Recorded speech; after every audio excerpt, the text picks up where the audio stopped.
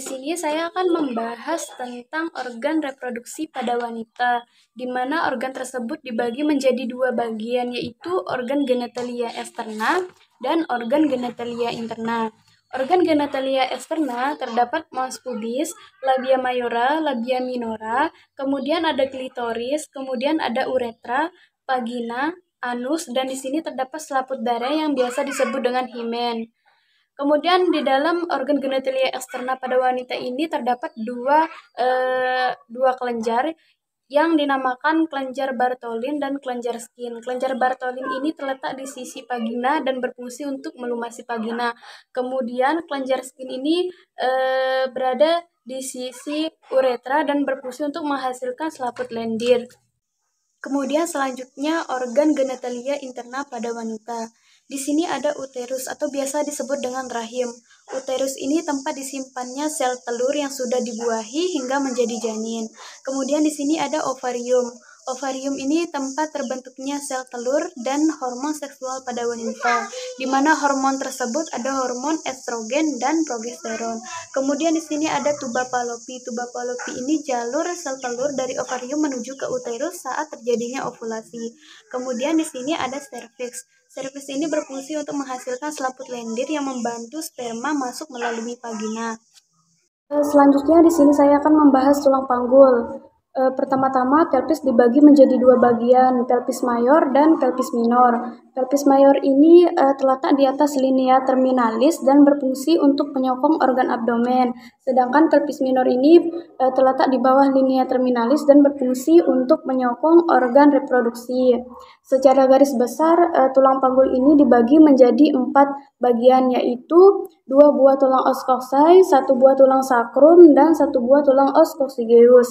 Kemudian os coxae ini dibagi lagi menjadi 3 bagian, yaitu os ilium, os isium, dan os pubis. Os ilium dibagi lagi menjadi beberapa bagian. Yang terlihat tebal di sini dinamakan crista iliaca, kemudian ujung sini dinamakan spina iliaca, dan di depan sini dinamakan spina iliaca anterior superior, dan belakangnya dinamakan spina iliaca anterior inferior. Kemudian di depan sini dinamakan spina iliaca posterior superior, dan kemudian di belakang sini dinamakan spina iliaca posterior inferior. Kemudian selanjutnya os isium juga dibagi lagi menjadi beberapa bagian. Ini dinamakan tuber isiadica, kemudian yang berlubang ini dinamakan foramen obturatorium, kemudian yang bulat ini dinamakan acetabulum, dan yang menonjol di bawah sini dinamakan spina isiadica. Kemudian os pubis juga dibagi lagi menjadi beberapa bagian. Di sini dinamakan ramus superior osis pubis, kemudian ini dinamakan ramus inferior osis pubis, dan yang membentuk seperti segitiga ini dinamakan arcus pubis. Selanjutnya os sacrum.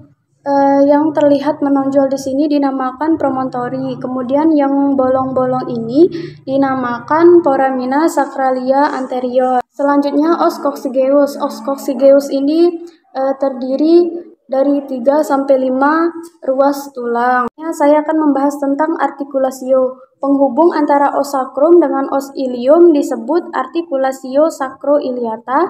Kemudian yang kedua, penghubung antara os sacrum dengan os coccygeus disebut artikulasio sacrococcygeus, dan yang terakhir di sini ada artikulasio symphysis pubis. Baik, selanjutnya di sini saya akan membahas tentang otot. Otot bagian luar yang pertama namanya musculus spinator aniexternum. Kemudian otot yang kedua namanya musculus bulbocarpinosus yang melingkari vagina.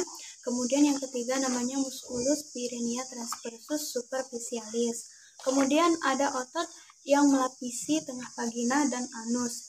Yang pertama namanya musculus ilia coccygeus, kemudian yang kedua namanya musculus ischia coccygeus, kemudian yang ketiga musculus pyrenea transversus profundus, dan kemudian yang terakhir namanya musculus coccygeus.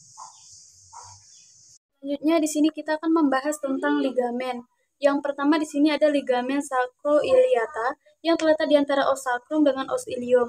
Kemudian di sini ada ligamen sacrospinosum yang terletak di antara os sacrum dengan spina ischiadica. Kemudian di sini ada ligamen sacrotuberosum yang terletak di antara os sacrum dengan tuber osis ischiadicum. Kemudian yang terakhir di sini ada ligamen pubicum yang terletak di depan os coccygeus kanan dan kiri.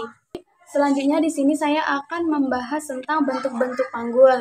Bentuk-bentuk panggul ini dibagi menjadi 4 bagian. Yang pertama, bentuk panggul ginekoid, yang kedua bentuk panggul android, yang ketiga bentuk panggul antropoid, dan yang terakhir bentuk panggul platiploid. Bentuk panggul ginekoid ini bentuknya hampir mirip dengan lingkaran. Bentuk panggul ini paling banyak ditemukan, hampir 41% wanita memiliki bentuk panggul tersebut. Yang kedua yaitu bentuk panggul android. Bentuk panggul android ini hampir mirip dengan hati karena sakrumnya cenderung mendatar. Bentuk panggul android pada wanita dapat mempersulit persalinan. Ada namanya bentuk panggul antropoid. Bentuknya hampir mirip segitiga. Dan diameter transversal terbesarnya berada di bagian posterior di dekat sakrum dan spina ischiadica. Tidak menonjol dan bentuk panggul ini paling banyak ditemukan pada laki-laki dibanding perempuan. Kemudian yang terakhir di sini bentuk panggul platiploid. Bentuknya oval dan diameter transversalnya lebih besar dibanding diameter anterior posteriornya. Bentuk sakrumnya cenderung mendatar dan bentuk panggul seperti ini jarang sekali ditemukan baik pada laki-laki maupun perempuan. Selanjutnya, kita akan membahas tentang ukuran panggul.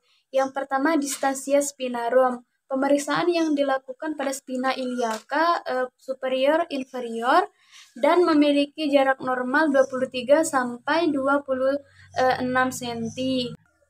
Kemudian yang kedua, distansia cristarum. Pemeriksaan distansia cristarum ini pemeriksaan di bagian crista iliaca, destra dan sinistra dan jarak normalnya 26 sampai 29 cm. Kemudian yang ketiga, conjugata externa. Pemeriksaan dari ujung simfisis pubis dan ujung processus spinosus ruas tulang lumbal kelima dan memiliki jarak normal 18 sampai 20 cm. Kemudian yang terakhir pemeriksaan panggul dilakukan dari atas simfisis pubis ke pertengahan antara spina iliaca anterior superior dan melingkari keseluruhan panggul dan memiliki jarak normal 80 sampai 90 cm.